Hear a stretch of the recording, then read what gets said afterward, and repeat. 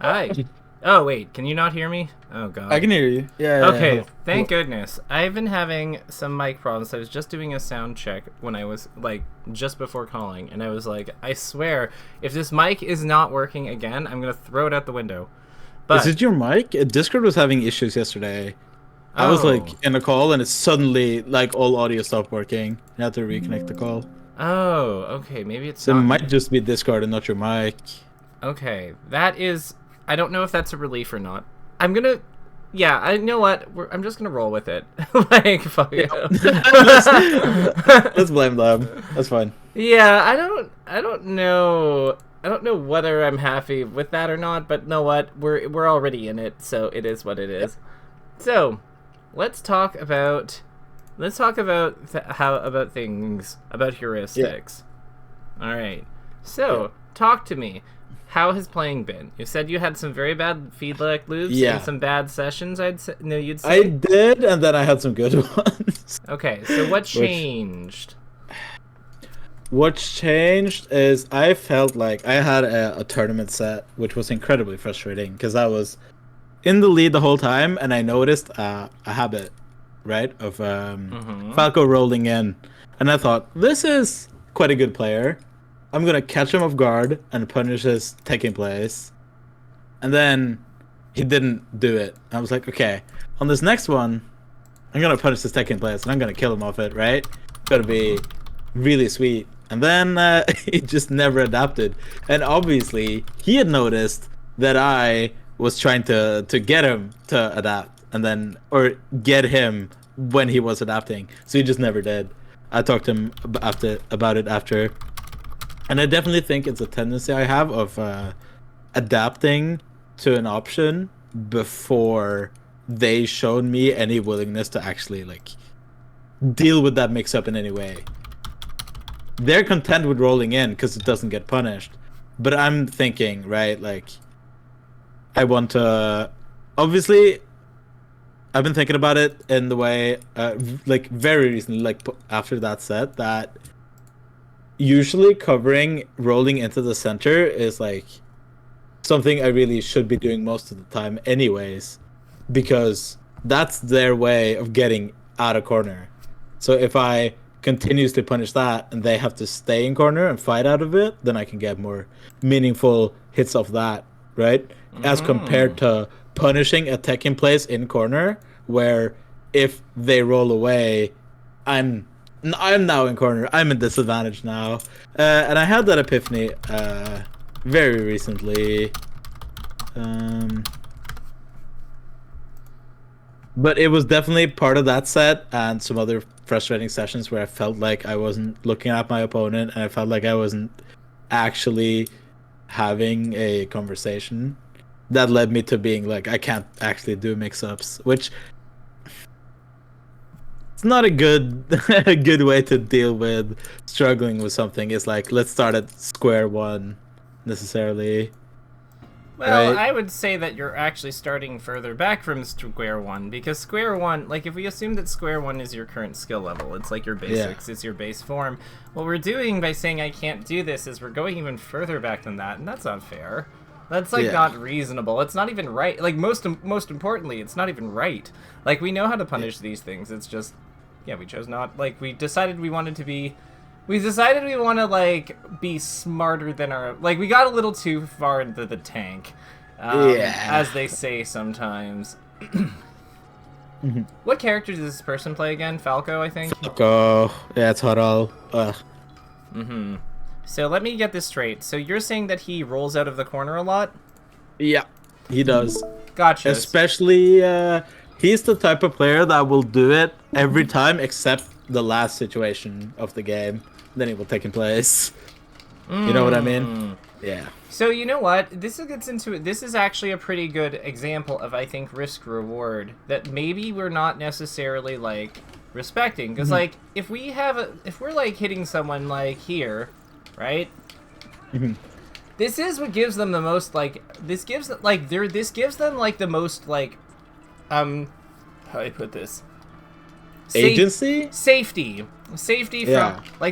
from like the most dangerous spot for Falco. Like you have like the entire stage behind you at this point to like work with your DI, right?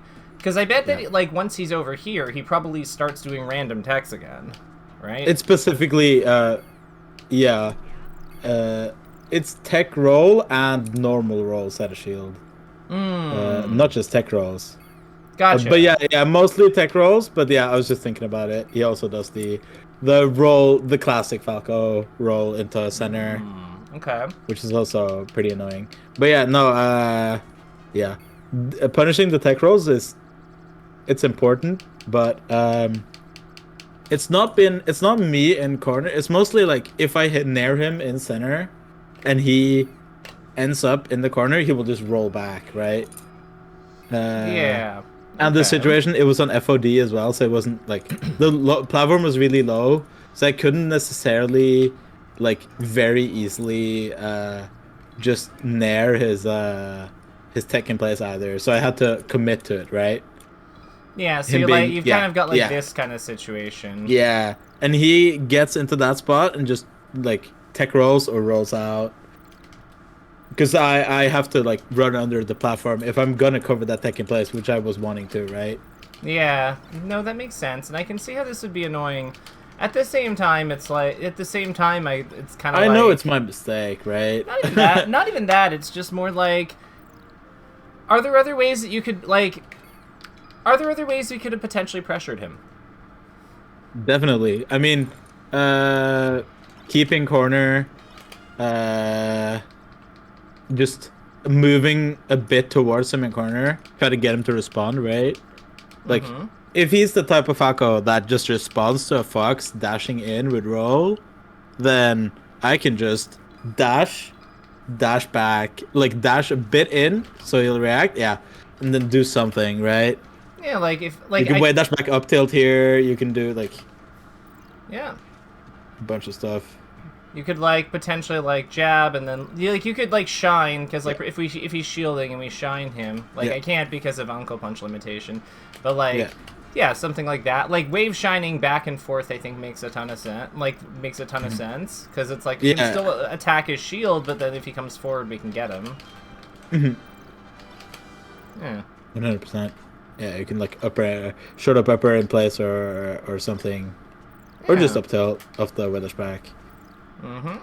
Yeah. So it's like that's I think at that point I've got to be like I've got to make him keep doing his option, right? Like I've exposed the weakness here. Why do we want him to change?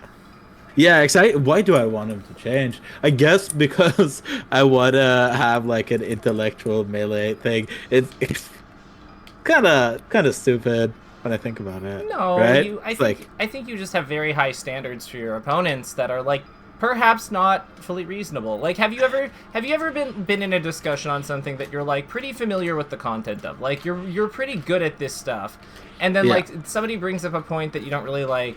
Yeah, it's just you didn't really like anticipate it. You know what I mean? Yeah, I get what you mean. And you're kind of frozen, so you kind of like fall back on your main point or something, or just kind of like, you know, because you need a moment to recollect yourself. Like you need a moment to kind of bounce back from that. To me, this is just that. This is just the Smash Brothers equivalent of that.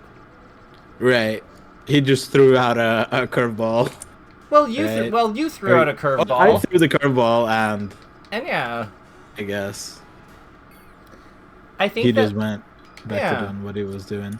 You know, something I like, and sometimes people have basic knowledge gaps. Like, I realized the other day why people cross up with Falco's down air during combos.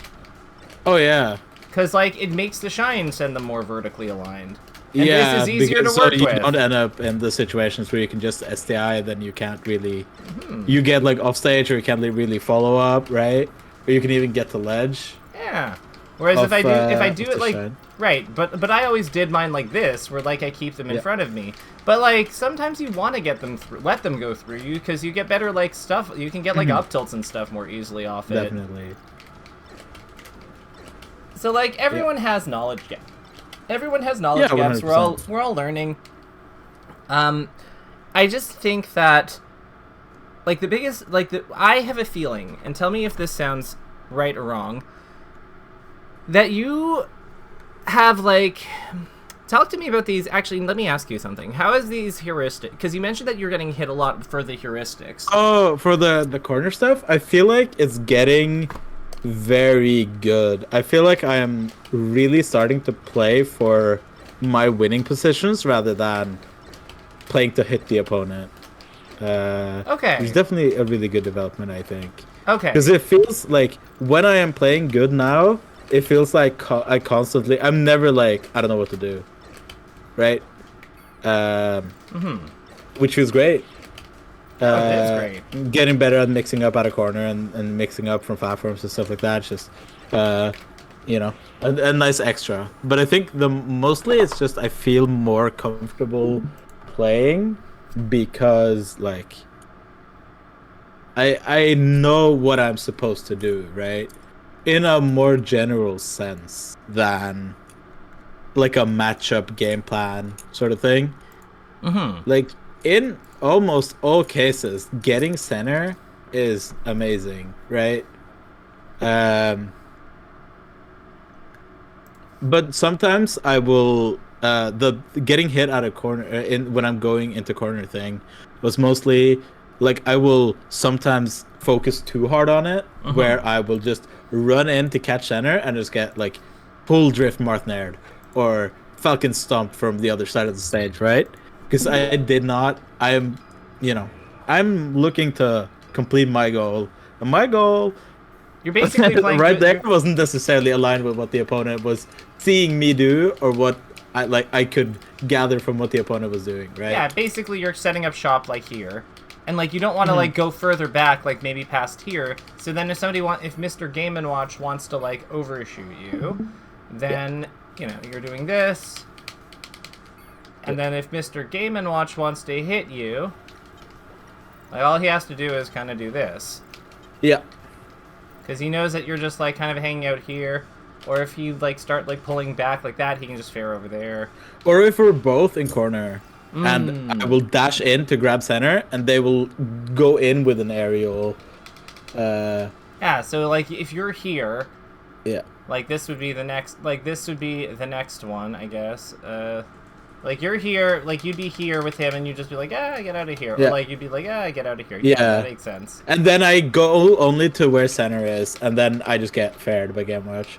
Yeah, so you're not using the full stage. No, I'm not using the full stage. I kind of end up zeroing in on this, on the line, right? On the center line, which isn't necessarily the ideal, right? Yeah, we have to beat what our opponent's doing, for sure.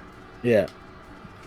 Yeah, because but like, that's mostly what I mean by getting hit. It's gotcha. Like I end up in situations where I focus too much on getting into the the absolute center, which I realize is a bit, you know. Yeah, because like it is the heuristics taken to their logical extreme. Yeah, I mean it's good to limit us, right? But you know, got to be cognizant of when you can't just run into center, when you have to, you know, interact with the opponent or you know, bait them in some way. And like or use the platforms or some other way of movement of getting to center, right? Well, yeah, and like we give up like certain powerful micro things. Like it's one thing that keeps coming up with a lot of characters. I don't know if it works with Fox here because of his tail, but like the teeter canceling is becoming like bigger and bigger in like Marth tech and stuff, right? Because you have people like kind of like wave dashing over here to do like pivots and such. And I think that all of that is like, I think all of those innovations are quite strong, and they require us to use other parts of the level. Yeah, that's good. Yeah. Although they do put you in, or like, I mean, just put you right on the edge. Yeah, but like, what a great place for someone to want to hit us. Oh yeah. For sure. Because like it's not just about what we want; it's about what they want too. So like, right? Yeah, exactly. It's a good thing for us, right? I mean, that's the thing with a lot of Marths; they will put themselves in corner. I have been working on that as well. That's kind of this is kind of a natural extension of what we worked on with Marth, on keeping Marth like out when he's on ledge or he's by ledge. Kind of a natural extension into most characters. But I definitely noticed it versus Fox, where he is so fast that he will just hit you sometimes for moving when you like taking space when you shouldn't have, or you like technically couldn't, right? Yeah. So I guess with that in mind, what are your thoughts on today? How do you foresee today being productive? Um, I'm unsure because I've just thought about a bunch of things. Or like I've kind of gathered some good info already on what I was wondering about. What do you think?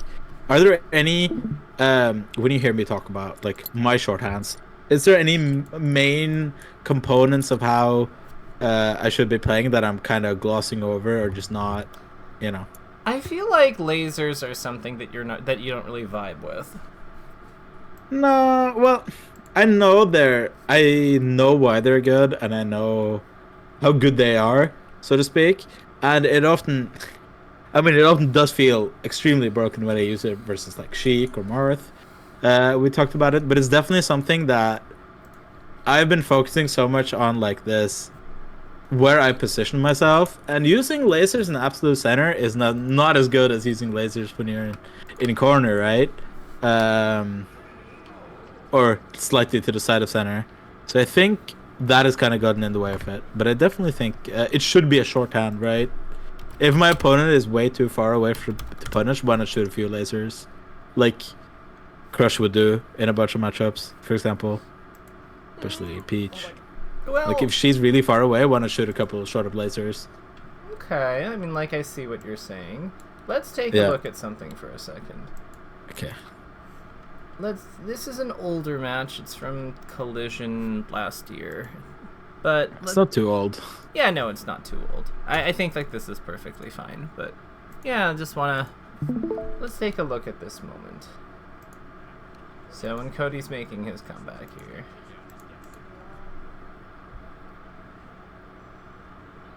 Hey. So yeah, so let's take a look see here. Okay. If you want to pause, Yeah. if we just look at the percents, Yep. I think because we got to think about that. That's also part of the heuristics that I think I should be doing better at that we talked about a bit, like the percent. So what is Using dead time to look at the percents and just realize like, okay, what is my opponent looking for? What should I be looking for? Like here, if I was Cody, I would be like, okay, I'm looking for grab. Moki's probably looking for a nair or down tilt or shine, something to pop me up, right? Knock me down or pop me up. Okay. And you got to be cognizant of that. This so far so good. Yeah. Then but Cody seems to be a little, yeah, he's really trying to get that grab, right? Which obviously it's his win condition, but be careful about it. Okay, nice. Yeah, he kind of feels like he kind of realized that Moki was very much just looking to beat grab.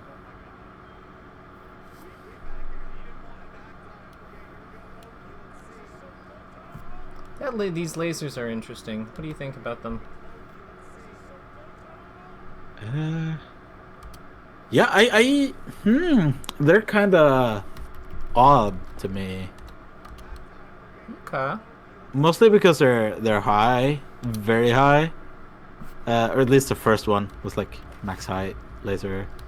Yeah, the other one. Okay. Like, so yeah, I just don't know what like a really high laser accomplishes in this situation.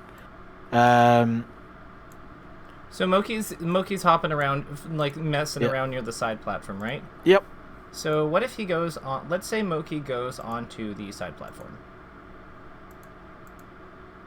Because that seems like a pretty reasonable place for him to go. Yeah, right? I mean that's something he can do for sure. So what if he shield drops or uses his shield for movement? Oh, yeah, I can interrupt. Because it hits on shield, right? Yeah. Oh, yeah. I I mean, I know about it. I just don't really. It's not something I've thought about much. That's very interesting. Because then then Cody's +1. Because like the laser, Yeah. well, technically +1 if we just look at it from purely that perspective. But really, since he's Yeah. like already landed, it would be like he's +2 from the laser hit lag and +3 from the laser shield stun. So he's like that's 5 laser stun according to Fiction's formula. So How much can you really? Well, actually, 5 frames. That's something. that's like a chic up tilt. But what are we looking to obtain from this in the situation Cody's in? Moki's hopping around. You can move into more absolute center for sure. Yeah, you can take like you're in a gameplay position where like All right. you're in a gameplay position where any hit wins you the game, and he's jumping around on platforms with buffered movements. So if any of those accidentally become a spot dodge, you instantly win the game. Yeah, pretty much. Yeah. You're right. So like we're disrupting his movement. Even at worst, we are still like making him slower. We're also providing a good reason for him to think that he can come over from the corner at this distance, right? Because like another way that he could approach this situation is he could see us doing this and be like, I want to come over here. Yeah. I want to take space. He's putting himself in lag, right? Yeah, but like we're already out of that lag by the time he's coming over. As you'll notice that Cody only shoots like one laser at a time. Yeah. Like He shoots one laser, looks, moves. yeah. Yeah, shoots a laser. Then okay, so let's actually go over these. So what does he do after this first laser? Just that like dashes in, takes space, and then goes past when he when he sees the shield, right? He sees the shield and he's like, okay, this is a situation where I can't just like stand here in front of the shield. Yeah. I have to. So he just keeps moving past, and then like jumps back. Yeah, so plus on block. Yeah. Movement. And you can think about it in the stimuli way as well. You're giving your opponent stimuli to, they have to now.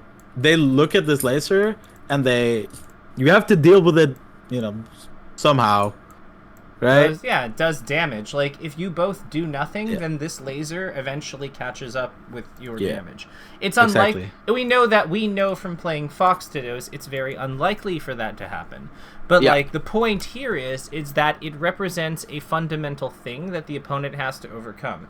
If they cannot take unlimited damage, and then like with they cannot just give us unlimited damage with impunity. Otherwise, they will lose. Yeah, because then our neutral win, like the quality of the neutral win, is way less. Like in a situation where you couldn't win with the jab, like Cody versus Moki here. If Moki was at 150. Cody could easily win with the jab, right? That's like he opens more options. The more damage his opponent has, the more options he has to finish the game, right? Yeah. Let's consult I need data for a second here. Let's get some concrete tangibles here. So they're like they're fucking around here. All right, let's grab up tilt, because up tilt is a reasonable move to hit in this matchup. Let's say 100 and let's see what happens when he's at 116. Well, this is a kill here. If they DI like this, it's a kill from a lot of places, actually. It's pretty reasonable. I think it's a pretty reasonable assumption that, like, we can get a Fox holding left or right when we hit them with a move. So, like, because that's just a dash input. So, like, all of a sudden, them dashing through us, if we up tilt, if we push a very reasonable button because of its safety, like, this is actually just is death sometimes. Yeah. And with just a little more percent, it now kills anywhere. And this is like very nice. Yeah, like this is a very and like what I'm getting at here is like this is a very reasonable kill to like to like say is affected by percent, because it is. Like we're talking about 124 damage. Like we're talking and that's assuming that we're going literally all the way across the stage. From the middle, it's like 120-ish. That's like what it takes to kill? Oh, he survives for like a sliver up here. Okay, so maybe it is 124-ish. 122. Yeah. Still, the point here is that, like, we're not far. Like, if we look at, like, the damages here, we're really not that far from those kinds of numbers. Like, that's just a back air and a failed edge. Like, a back air, a couple of guns, and, like, a failed edge guard. Like, the laser is doing meaningful things. What's another one that's kind of impacted from this? Probably up smash, right? Up smash? I mean, yeah, you get more guaranteed kills on every hit, right? Like, even if you, like, soft hit it or, late hit it or whatever. Well, like, so this is 2 lasers, right? To, like, do 90, to do 95 is 2 lasers. So, like, all of a sudden... And you don't have to actually interact with, or, like, actually take a risk. Pretty much. So, I think... I'm just thinking and realizing, and I realize why I haven't been shooting too many lasers. And it's just the fact that every time I laser, something in my brain just tells me, like, okay, just go for another one. You're already in the spot where you can, you know? And I'm realizing that's why I keep getting hit every time I laser, is because I don't just do one laser. Because it's never just one laser, right? And the difference is, if I shoot 3 lasers versus a Sheik, the chance of me getting boost grabbed are way higher than if I shoot 1 laser, you know? So for some reason, I hadn't really thought of that. Because I thought, like, oh, being on the other side of the stage, that's enough. She's not gonna bum rush me, right? But she can. Yeah, because every time you go in the air, you're committing for about 19-ish frames. Yep. Because 15 for your short, hot, fast fall. If we want to count the jump squad, it's 21. But, like, no, it's 22. But, like, yeah, you're committing for 22 to 19 frames, depending on how you look at it, every time you go into the air for that short hop laser. 22 frames, to be clear, for 3 damage is not much of a commitment at all, especially when you factor in the limitless range. But, you know, it's also like... 66 for 9 damage is a bit worse. Yeah, like, there's a real actually, with scaling, it's 8, but, like, the point is, there's a real diminishing return here. Like, and we can acknowledge that. Yeah. Because doing, like, over, like, 1.5 times the lag of Marth F Smash for 9 damage and no tangible, like, knockdown or there's no advantage to kill of it, right? Yeah, and there's no advantage state. Yeah, thinking about it that way is makes it extremely clear to me what's been going on here with these lasers. And I really like the decision to... I do it sometimes, where you do the single laser into, like, instant, like, go in. I'll do it versus Marth, do, like, short up laser, like, instant, like, run in short up nair at 100%, and it often works. Because they always expect me to shoot another laser. So they're like, okay. They see a fox lasering and they think that's where I take my space, right? Whereas if I'm just shooting the 1 laser, you know, they just get caught off guard. Yeah. So you get what I'm saying. Absolutely. So here's another thing. Like, here's a match that between Cody and Zane that I looked at with Sunsei, like, a while back. But you'll notice that, like, he just, like, after he shoots like, he shoots 2, and then he's immediately ready to scuff when Zane comes forward. See what I mean? It's just like, boom, boom. Like, game starts, and then it's just laser, check, he's in the air, so, like, well, actually, let me ask you, what do you think he's reacting to? Like, what do you think makes him convinced that dash dancing after this laser is the move? Laser, well, he sees Zane going forwards. For sure. That's forwards in the air. It's like a good heuristic for starting to dash dance. You can possibly whiff punish a fair or like a nair if he like nairs in off that jump. Like, that's an easy grab, right? Or like running shine or something. Yeah, and then he shoots a second laser here after Zane down tilts. Yeah, because Zane doesn't go that far. Like, doesn't drift all the way and then down tilts, so it's like, okay, it's kind of stuck here, let's shoot 1 more laser and get him to do something, right? Yeah. That's what I'm reading out of this situation. Why he shoots another laser. Yeah.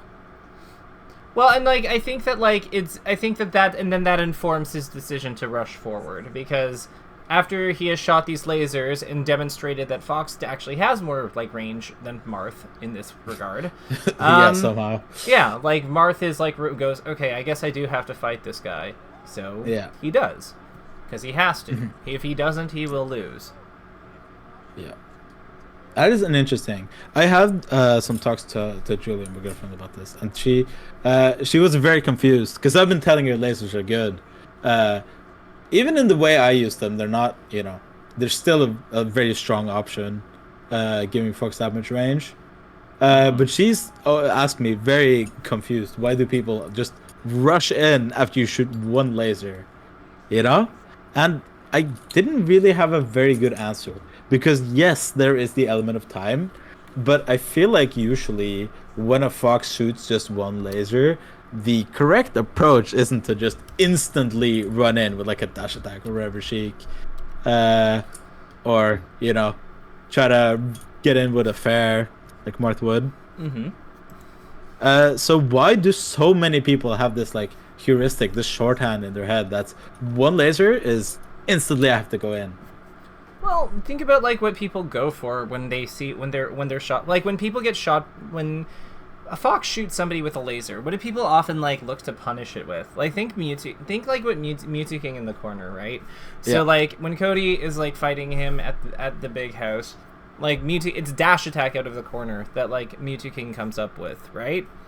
So I feel like it's just like a lot of times the other big overshoots are what? They're like high power moves that are sort of risky. Like they're just classic overshoot options. Like they're like tipper forward smash. They're like full forward nair. They're like dash attack. So as the person who's just shot the laser, doesn't it make sense to do an undershoot there? Doesn't it make sense? Usually like I heard Fiction say you could beat Sheik with just shut up lasers and short up drill and full up drill, right? Yeah. Like as an undershoot. Yeah. You just always do that. And I've done it a bit I played versus I4, and that was very powerful. Just shooting lasers, because she would like bite on the lasers very hard, and then I would like just do a drift back like undershoot there, and it would almost always work when I tried to do it. Well, yeah, because like because I think that there's like a prediction that happens after the laser, right? Like if the Fox is keeping their distance, you want to overshoot them because they often dash back after. So to me, this is just like the metagame. To me, this is just the metagame doing its thing. It's like if Fox dashes away after firing the laser, so attacking where he was isn't ideal, then what are people fighting that Fox going to do? They're going to overshoot. So then what is the Fox required to do to beat that? Well, to undershoot. So then, being a character with good rushdown tools, that means that he can attack where he is, or he can attack forward a little bit. And it just happens to be that's what happens. That makes sense. It's just in players that I wouldn't normally like assume would follow the metagame, if you know what I mean. Like who? No, like normal, like randoms, right? At the randoms at the local would like, react, like instantly go in a laser, like they're like they're gonna die if they get hit, like if they get hit by one more. You know what I mean? And it just feels so. It feels strange because it feels like I get why they do it, right? I mean, it makes sense, but I don't know why everyone does it. That's my experience, at least, is that every player almost will get in. Yeah, there was a good example of this, I feel like, at SmashCon one year. Like, I don't know if it was 2022 or like if it was I think it was whenever the last time. Yeah, rank 11 player wins SmashCon. So I'm assuming it's this year. It was in the Mango versus Zane set, but I can't seem to find it. But yeah, like I would say that this is a class. Was it 2024 or no 2020? It was 2022. Okay, I can find it. Okay. I mean, like, it doesn't suit... Actually, you know what? This is a Mango highlight. I bet he's got his sub with Zane in here. So, winners, semis, winners, quarters. Oh, maybe he didn't... Oh, no, this would have been 2023. I guess it would have been 2023 then. Oh. Yeah. Okay, whatever. It doesn't... I'm not going to worry about this any further. My point is, though, like, even if you look at Mango's Fox versus, like... versus Zane, he absolutely uses this because to me this is just kind of like this is just like kind of like the basic this is kind of like the basics of the game. When we shoot lasers with Fox, the opponent wants to come close to us. Therefore, we can either meet them where they are, or we can like evade, or we can play more evasively. And I think that's a pretty intuitive process for that. I think it actually is, it's kind of I think that if we're really mindful about, like, what's going on in the game itself when we're playing it, then and we're not getting caught up in the greed of, like, wanting additional lasers, I think that it's easy to arrive at the conclusion that we have to either back up or come forward after firing, and which one it is just depends on what our opponent is showing us. Or what we want. How do you feel about... How do you feel I feel like I don't... When I watch Melee, I don't see these lasers. You know what I mean? Maybe that I'm just being blind to them. I mean, we just saw 2 of them with Cody. Yeah, we did see them with Cody, but for some reason, when I'm watching, I just... Like, the lasers are... tuned out. I just pulled up Gomel X loser semis. Mango's lasering with Fox. Like he's done it like twice at this point. Yeah. I mean, it's hard to laser Zane, like, but yeah, he's definitely done. It's hard to laser Zane, but it's still like he's still doing it, which I just kind of assumed he didn't. Why wouldn't he? Which is my false assumption. Yeah. Like, actually, yeah, let's take a look at that. Let's look at that together. Let's figure out how Mango does his lasers. Because I think that way we look at Cody a lot. But, like, you know what might be more interesting? Let's work backwards and figure out how Mango does his. Yeah. Because I think that, like, we want to get more examples of, like, people doing things differently, you know? Like, I think it's easy for us to get, like, lost in, you know, just our favorite player. But yeah, there's a lot of good players out here. Did he do one to start this match? I feel like... Yeah, he did. He did. He did like a full drift forwards one, which it looks kind of scary. It looks scary, but like let's break this down. So like he does this, and I'm noticing down tilt seems to be a big theme with these guys. Yeah. So they like laser on down tilt. Yeah, or at times. I guess that makes sense because it's very hard to whiff punish unless you're in the position to do it, right? So if you're not, and it is relatively laggy, so they're kind of like they're kind of like matched well in terms of how long they both take. Like a jump, like a laser takes 19 frames, not counting jump squat. A down tilt takes 20. Yeah. Like they're well positioned for each other, and assuming that you get the, like, it's almost like you anticipate the down tilt, sort of. Yeah, it feels like it's like a call out on after the fair, like you're not gonna approach. You're gonna try to stuff my approach, and that I didn't count that laser as the other laser he did. It's coming soon, but I found it kind of funny. He does do the jump around lasers, and I do those as well, but those aren't exactly what we're talking about here.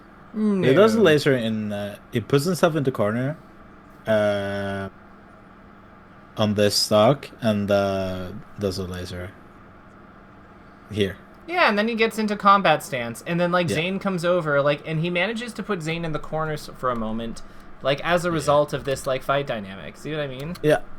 So there's kind of, like, something I find Mango's really good at is, like, using a move in the corner, and then, like, because I figured out that this is kind of like how he fights foxes on Yoshi's story and small levels. Like, he kind of, like, puts himself in the corner, like, backs up there, and then kind of, like, goes around the fox, sort of. And sort of this weird, like, the role of reversal, like, Yeah. just ends up putting you in corner jail. Yeah, exactly. And I feel like this kind of concept of like flipping, like I feel like that's another way to use them. Like it's not just necessarily like that's another way to get out of a corner. Because we talked about the getting out of corner last lesson, so that's good. Lasers. Yeah, like you laser, they come forward, you move around them. Like that makes sense. Yeah. Because they can't cover everything, much as they want to. Yep. I was gonna say there's no escape from Zane, but I was like, but wait, this one goes last stock. How does there's it happen? no escape from Zane, but Zane himself. Yeah, it really is just like Zane has to like goof. That's how it feels like a lot of the time. That is how it feels, and then he goes last stock and he wins anyway. He's a goofy guy. It's weird to have a Marth like that and be the best player, because I feel like the goofy Marths always manage to they always manage to just int it down even though they were good. Mm-hmm. Like I'm not a goofy Marth that get really silly when they're playing, go for really stupid stuff like I think theirs that don't work in. I mean, true, but like here's the thing though. I feel like we also know that Zane can totally turn that off if he has to. Like when he's... Yeah, exactly. That's why he lets it he let it get to last dog and then it's no mercy. Yeah, I feel like the Terminator. It feels bat weird to say this, but like I think we forget just how much he skill caps Mako. It's crazy, right? It is crazy. Like, it's not like and the thing is like other than Jmook on a good day and his the character that like 70/30s his Yoshi destroys Marth. Get over it, Yoshi players. But like other than Amsa, Jmook on a good day and Cody on a good day, like who the hell like keeps up with this? Oh, and Aklo sometimes. Aklo, I guess actually the list is bigger than it used to be because I was also like, oh, but Aklo, but Nikki, and I was like, damn, like actually, no, like the game is sick right now. Yeah. But those people can lose to a lot of other people. So exactly. Like they're all like in like double digits almost about like who they can lose to, whereas like Zane is like I have like 5 people, like relax, and they're all like top 20 skill, like get off my ass, like. But yeah, like here, like laser. But he does twice and he gets punished for it. Yeah, and if he did once, it would have been really good. Yeah. So like, see, we're realizing stuff. Even the best players are like, yeah. Well, but Cody's insane at it. Cody has unreal discipline. Yeah. When I think Mango, When I think Mango, like unparalleled discipline is not what comes to mind. No. I feel like he definitely does that second laser because he's like, because for the same reason we do it, because it's like, I can get away with this. I'll get away with it. You won't approach. Like this guy's playing like such a bitch. He's not going to approach. Like, not a chance. And then he does it, and it's like, well, you know what? It would have been like the sickest 3 damage if I got that. And like, I like the laser. I like these ones because they're like kind of different, right? Like you kind of like a Falco laser. Mm-hmm. Like the one off the full hop and then the one moving away. I think like it's good. Yeah. So this one moving away, I think, is good because it takes him out of range of like Zane's immediate like approach options. Like if Zane comes forward with dash JC grab, it doesn't get him. So Zane would have to like read the movement back, and even then, I don't think it's like a dash attack, maybe. Yeah, it's not directly punishable by much. So I think like the retreat move, I think that's something that Mango does better. I think he uses the drift on his lasers, I feel like that's just Falco bleeding in, though, right? Yeah. Yeah. Well, Cody, you saw him. He, does mainly, the in-place ones, right? Because he wants to maintain combat stance. He's not using the movement of the jump. I definitely, I do the full-up ones sometimes from Falco, just, from knowing that full hop, late laser with Falco is really, really good. I do them sometimes with Fox, if I'm unsure about what to do, because they're far away, right? And you don't want to do an aerial or anything, so... Yeah. You just should put a laser out there. Yeah. But you can see, like, they're actually a pretty big, like, on these bigger levels, like, even on the smaller level he does them, but even, especially on these bigger levels, they're, like, a very, like, prominent part of his gameplay, I think. They're actually, I just don't know why I haven't seen them. I just look for the moves, I guess. I think it's, yeah, like, you've always, like, you've really liked the micro elements of the game, I think.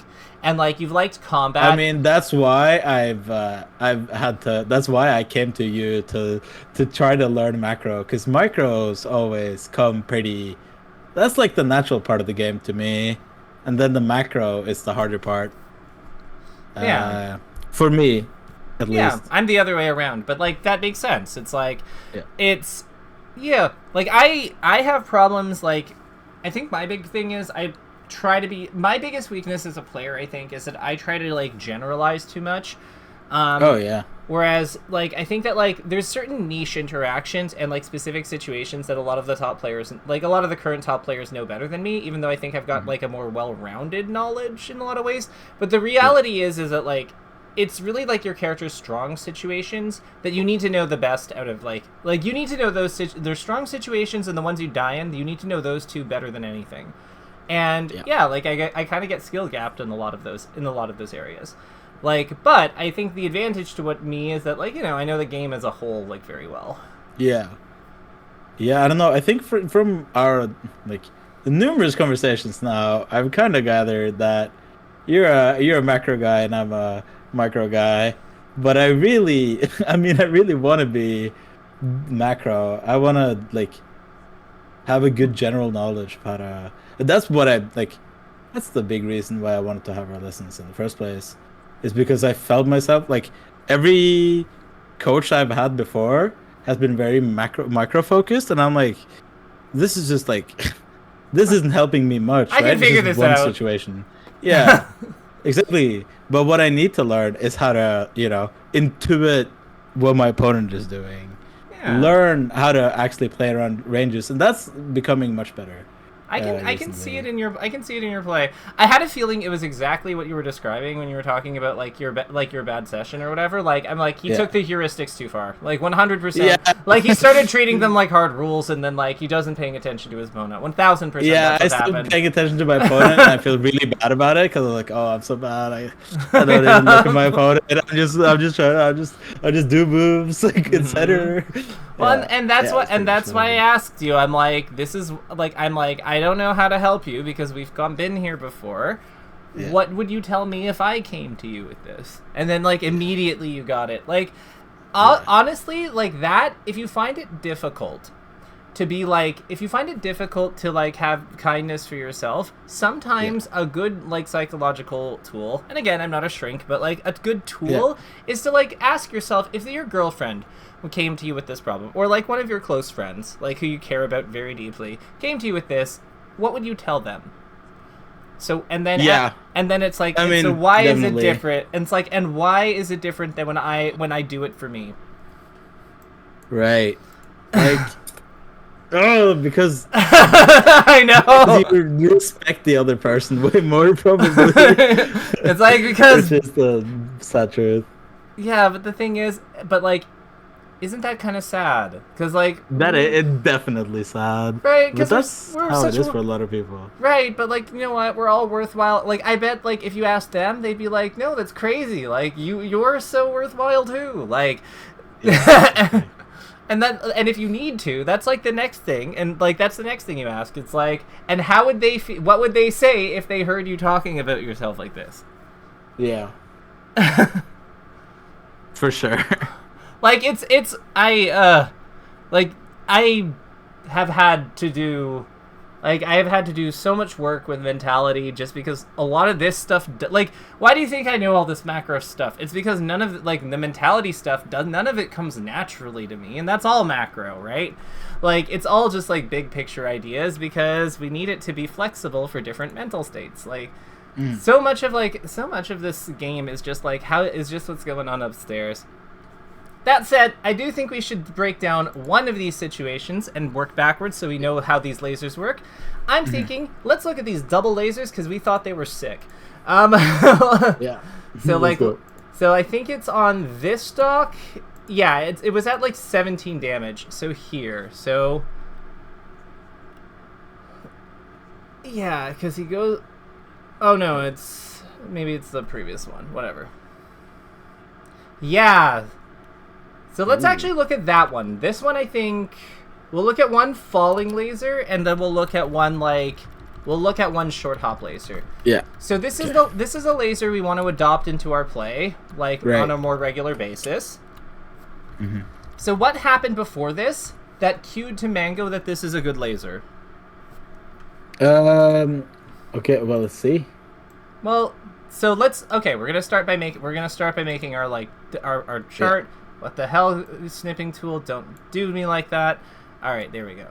So we got this here. We're gonna do a square. We're gonna do this. We're gonna do this, and we're gonna do our steps here. And let's get cracking. Yep. So this is a runoff platform laser. Yep. Mm-hmm. And what is Zane doing?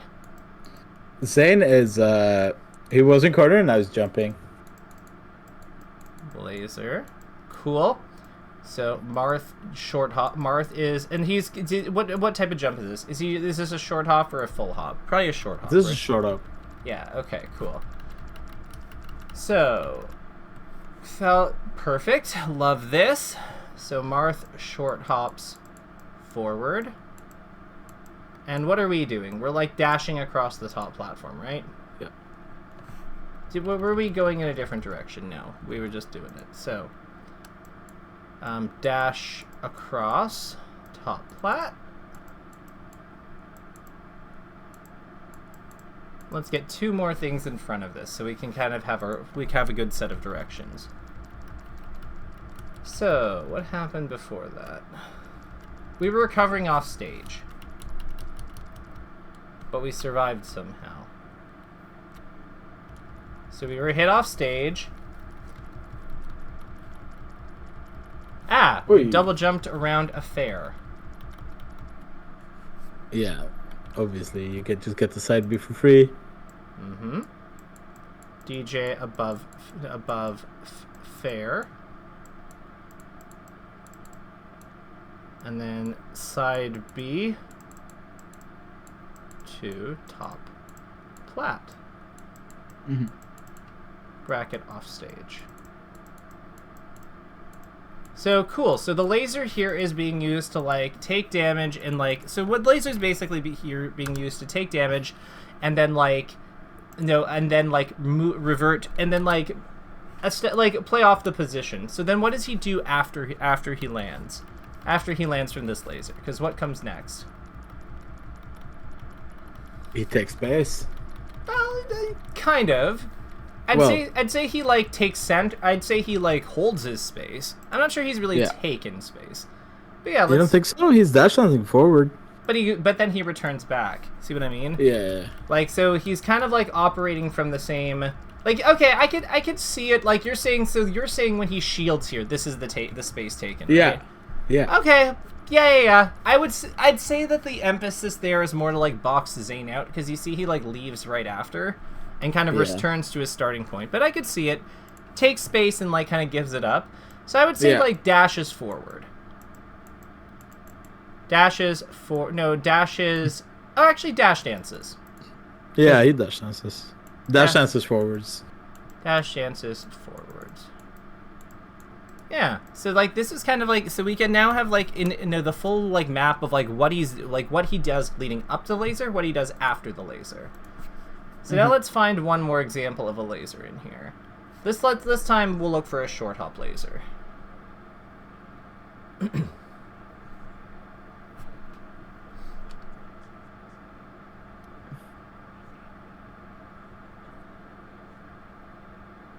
It's cool though, like the things we notice when we break things down like this.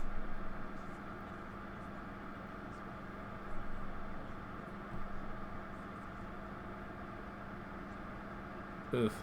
I think this is where he like gets killed. Well, there should be. Oh, okay. So he does. That's another one. There's another one. Well, that's from the top platform though. Like we're looking for one in ground game. Yeah, that's another from top plat laser. Yeah, he's not winning this game. He's not doing much more here. That's game, yeah.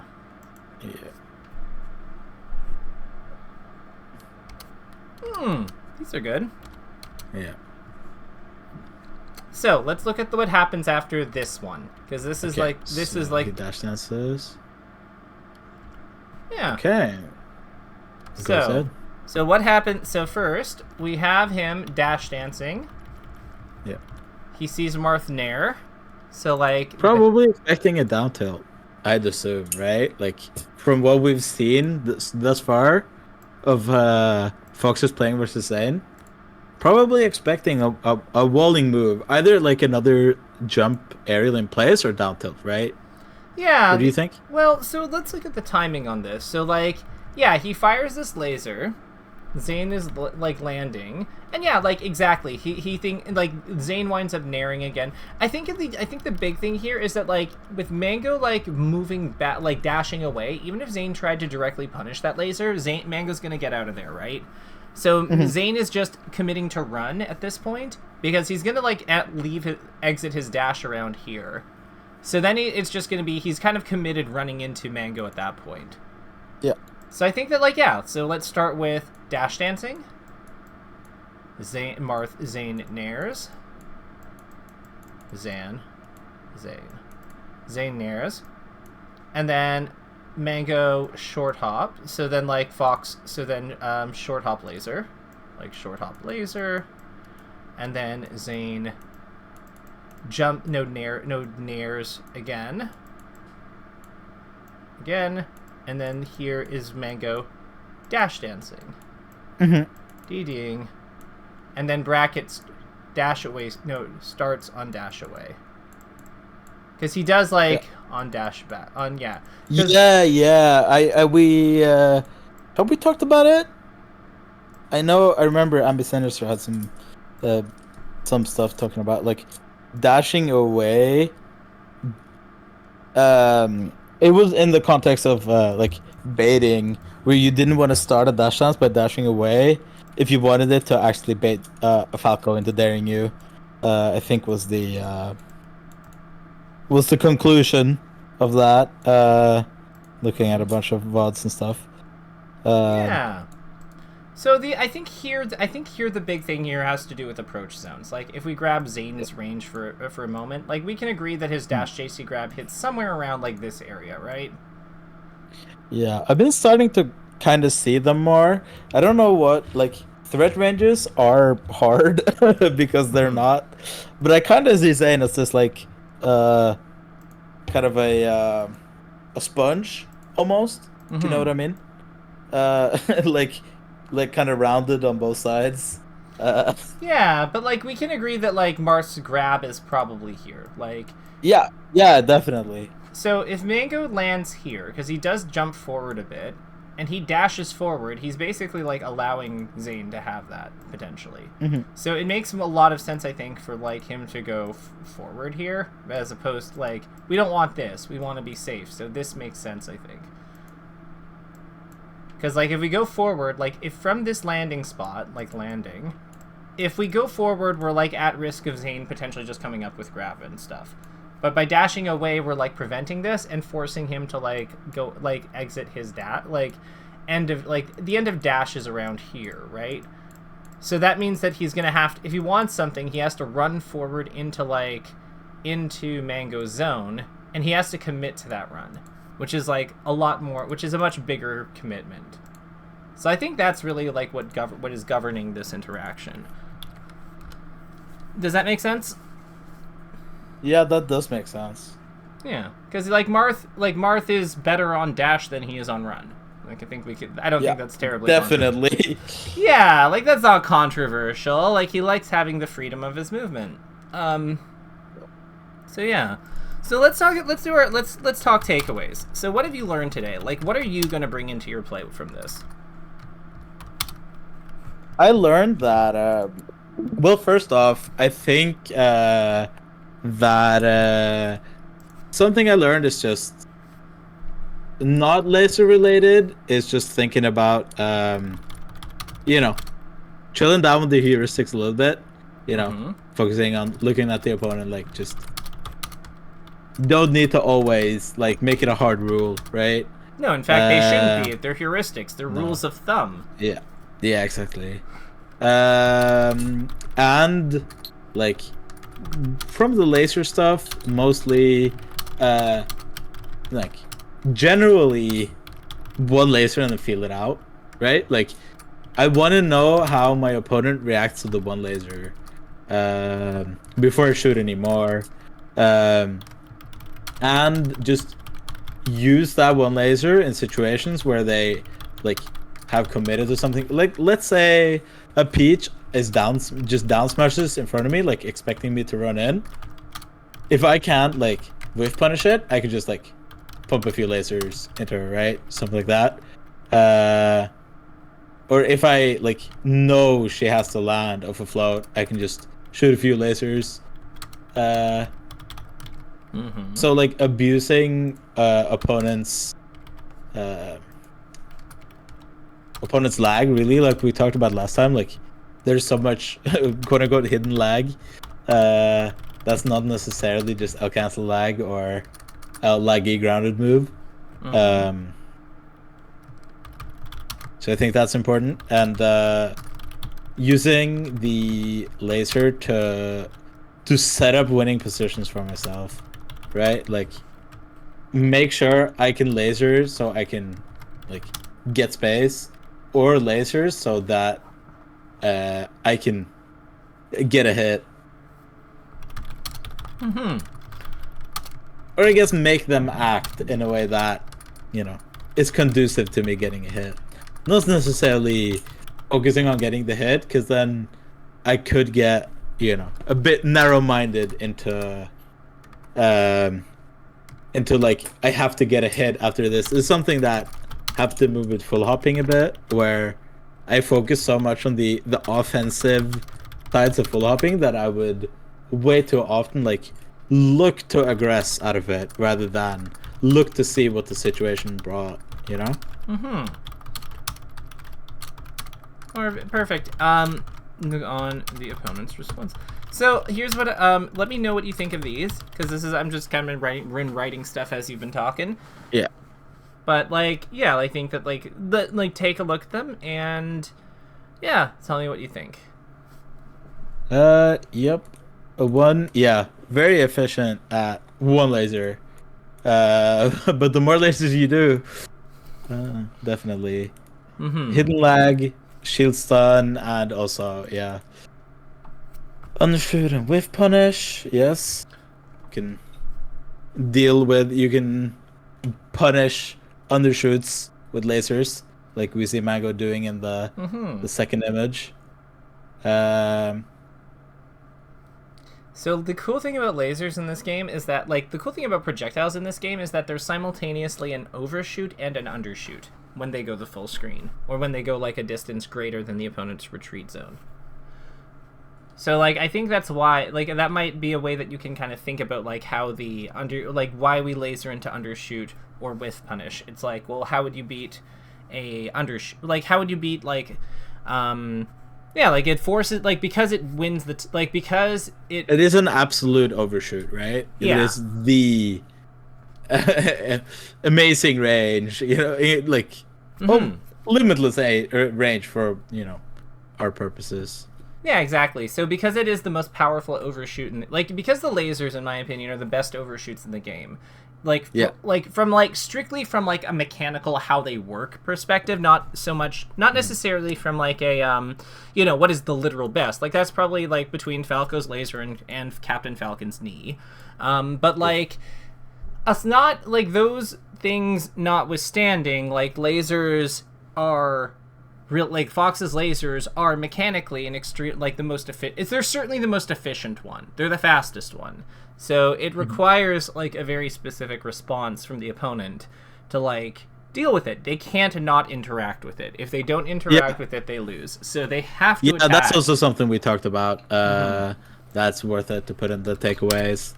This I was talking to my to one of my friends yesterday about it, like putting someone off stage as like he plays Marth, so it's like putting someone off stage versus getting them in the air or like up throwing them on in the corner. I was like, okay, but putting someone off stage gives them like requires the opponent like they have finite time having to deal with being off stage. It absolutely forces something, right?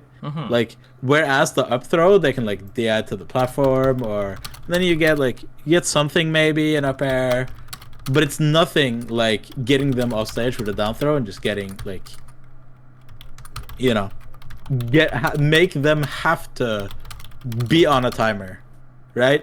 Which is the same with lasers, as you put them on the timer where you say, okay, if you don't do anything, I'm just gonna win. If you have to you have to see me in the ring. Yeah, and the thing is like there are certain positions they can play to that like allow them to not deal with them. Like the ledge is the big one, but like the point is, the lasers require the opponent to deal with them unless they are ahead. Actually, it's not necessarily by a stock, because they could just stall the edge. Character dependent, but you know what I mean. Yeah. Like, yeah. And it's because of the inevitability of the percent lead win condition. If the opponent does not engage, they lose. So, yep. There you go. All right. Nice. I think that today was productive. What do you think? Yeah, I think it was nice. I just now I want to laser people. All right, so, I'll leave we'll see how that goes. I might do it a little too much, but we'll see. You know what? If it happens, you know what? This is just limit testing.